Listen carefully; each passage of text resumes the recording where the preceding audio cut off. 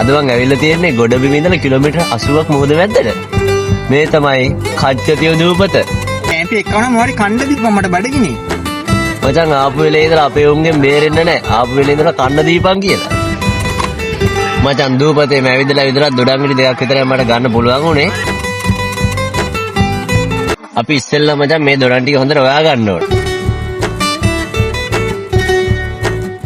ඊට පස්සේ මේක අපි හොඳට වද වෙන් කරගන්න.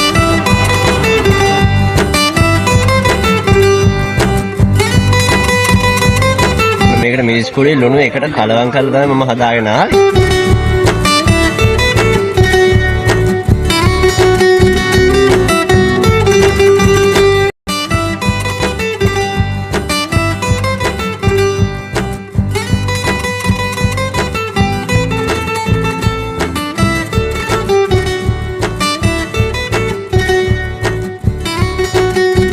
මචං හදලා නම් ඉවරයි. අපි මේකේ රස බලමු.